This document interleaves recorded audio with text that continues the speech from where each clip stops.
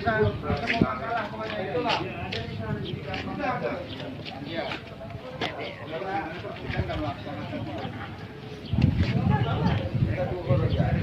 Kita pada kiai-kiai yang besar dia mau dipusatkan lebih ngerti aturan.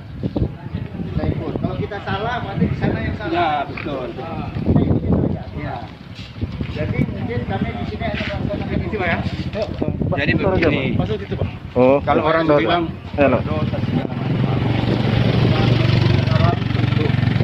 Orang ini hafal Quran ribuan hadis dia hafal.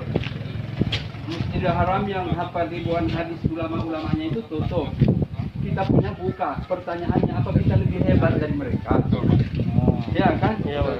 Ada 50 lebih fatwa yang membuat fatwa Majelis Ulama Pusat itu, ada 50 lebih ulama yang ahli dalam bidangnya. Ada ulama yang ahli hadis, ada yang ahli fikih, ada yang ahli tauhid, ada yang ahli tafsir, ahli bahasa Arab. Semua berkumpul 50 lebih. Mereka bikin fatwa untuk sementara ini yang Jumatnya dikasih zuhur di rumah.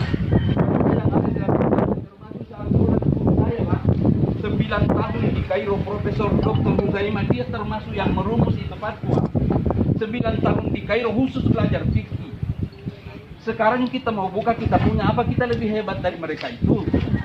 Ilmu kita tidak sampai di mana. Apa bilang kau tanggung jawab?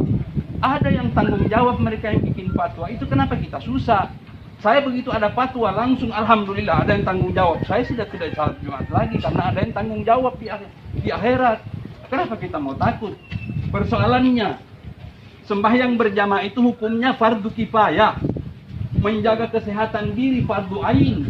Ini kalau bicara hukum, Pak. Fardu ain menjaga kesehatan diri, fardu kifayah salat berjamaah fardu kifayah. Bapak yang tidak ngerti hukum, Pak, salat berjamaah itu fardu kifayah. Menjaga kesehatan itu fardu ain. Bapak kena penyakit di sini, pulang ke rumah bininya terjangkit, anaknya terjangkit, cucunya terjangkit. Kalau ada mereka yang meninggal, kita yang menjangkitnya itu bertanggung jawab di hadapan Allah, berdosa besar kita. Makanya ulama bikin jangan supaya kita tidak berdosa. Itu orang-orang yang sehat sekarang kan kita lihat sehat, tapi dia ada penyakit, Pak. Kalau dia dikeluarkan itu semua menjangkit. Kita yang sudah tua-tua ini kalau kejangkit tidak ada harapan sembuh, Pak. Karena orang yang mati dengan itu selamanya orang yang sudah usia 60 tahun ke atas punya bawaan penyakit. Ada penyakit apa, paru-paru, ada jantung. Itu kena corona, jadilah dia.